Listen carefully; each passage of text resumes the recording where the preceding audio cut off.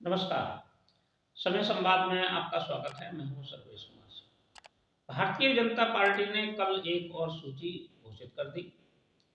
इसमें कई महत्वपूर्ण सीटों पर प्रत्याशी घोषित किए गए। एक तो महत्वपूर्ण सीट थी मैनपुरी, जो समाजवादी पार्टी का एक गढ़ कही जाती है और डिम्पल यादव वहां से सांसद है। डिम्पल यादव की सीट पर भी भारतीय जनता पार्टी ने प्रत्याशी घोषित किया।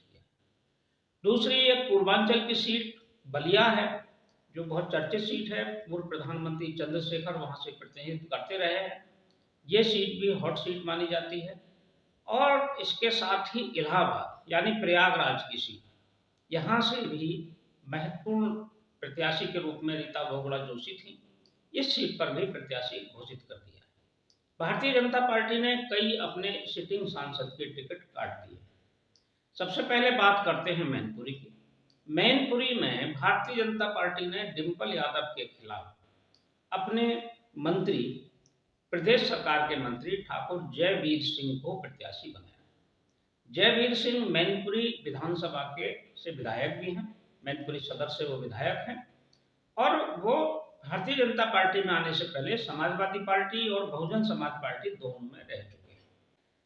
जयवीर सिंह को प्रत्याशी बनाने के पीछे भारतीय जनता पार्टी की जो रणनीति रही है वो ये है कि वो एक तो इन दोनों पार्टियों में रह चुके हैं, उनकी रणनीति और उनकी रीति नीति जानते हैं। दूसरा, वो स्थानीय विधायक भी, तो मैनपुरी से उनका जुड़ाव भी है।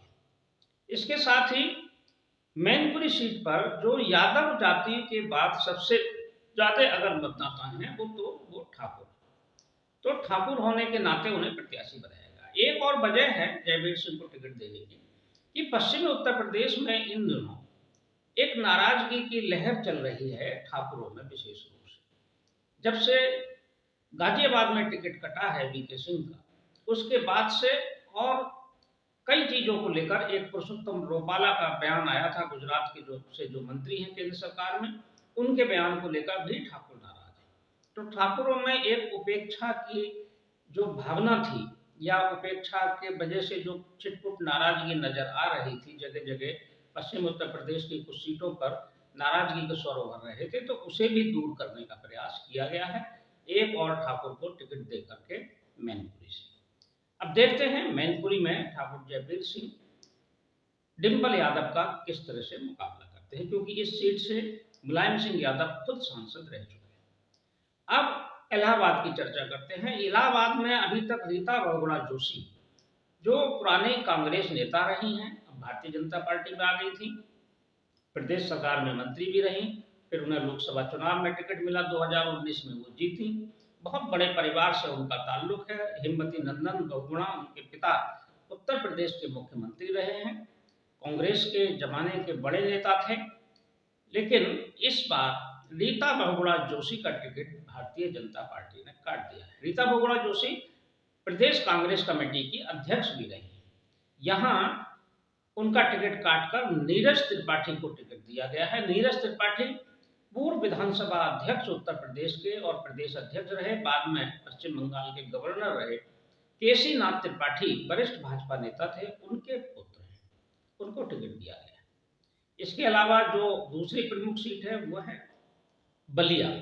बलिया में भारतीय जनता पार्टी ने पूर्व प्रधानमंत्री स्वर्गीय चंद्रशेखर जी के पुत्र नीरज शेखर को प्रत्याशी बनाया है। नीरज शेखर हालांकि राज्यसभा सदस्य है, लेकिन उनको लोकसभा का चुनाव लड़ाया जा रहा है। इस सीट पर वीरेंद्र सिंह मस्त अभी तक सांसद थे, उनका टिकट काट दिया गया है। बगल की एक सीट है गाजीपुर, जो बहुत चर्चा में है, क्योंकि यहाँ मुख्तार अंसारी के भाई अफजाल अंसारी समाजवादी पार्टी के प्रत्याशी हैं, जिनको समाजवादी पहले ही सिटिंग सांसद भी हैं गाजीपुर से, क्योंकि पिछला चुनाव ये 2019 का बहुजन समाज पार्टी के टिकट पर लड़े थे। इस बार यहाँ भारतीय जनता पार्टी ने यहाँ भूमिहार मतों की संख्या को देखते हुए और भूमिहारों के प्रति जो ये अंसारी परिवार से जो तनाव और एक तरह की कड़वाहट और एक लंबा संघर्ष चला है, उसको देखते हुए भूमिहार प्रत्याशी के रूप में पारसनाथ राय को यहाँ प्रत्याशी बनाया है।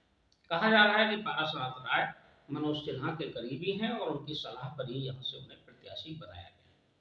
इसके अलावा भारतीय जनता पार्टी ने अपने जो और कई सीटों पर प्रत्याशी घोषित किए हैं, उनमें जो फूलपुर है, फूलपुर से भी प्रवीण दिशा प्रवीण पटेल को प्रत्याशी बनाया। भारतीय जनता पार्टी ने बड़ा ही सूझबूझ के साथ और जातीय समीकरणों को देखते हुए टिकटों की घोषणा की है। देखते हैं, जो प्रत्याशी बदले गए हैं, सांसदों के टिकट काटे गए हैं पूर्व सांसदों के, तो ऐसे में क्या परिदृश्य बनता है। लेकिन जो प्रमुख नेता थे, उनके दो बड़े नेताओं के परिवार के लोगों को टिकट दिया गया है, जिसमें केसीनाथ त्रिपाठी के पुत्र नीरज त्रिपाठी और स्वर्गीय चंद्रशेखर जी के पुत्र नीरज शेखर को प्रत्याशी बनाया गया। ये भारतीय जनता पार्टी। इसके अलावा भारतीय जनता पार्टी ने कल की एक सूची में चंडीगढ़ का भी एक प्रमुख टिकट है, जहां किरण खेर का टिकट काटकर वहां संजय टंडन को प्रत्याशी बनाया गया। संजय टंडन भारतीय जनता पार्टी के भी वरिष्ठ नेता हैं और किरण खेर का स्वास्थ्य कारणों से संभवतः टिकट काटा गया है। देखते हैं अभी जो बाकी प्रत्याशियों के नाम घोषित होने हैं, भारतीय जनता पार्टी कब तक घोषित करती है, जिसमें मुख्य रूप से रायबरेली पर सबकी निगाहें टिकी हुई है। रायबरेली में भारतीय जनता पार्टी किसे प्रत्याशी बनाती है, और इसके साथ ही भारतीय जनता पार्टी वरुण गांधी के लिए कौन सी सीट तय करती है, ये भी उत्सुकता का विषय बना हुआ है। समय संवाद में आज बस इतना ही। कल फिर मिलेंगे किसी एक खास विषय के साथ। तब तक के लिए मैं सर्वेश कुमार सिंह आपसे विदा लेता हूँ। नमस्कार।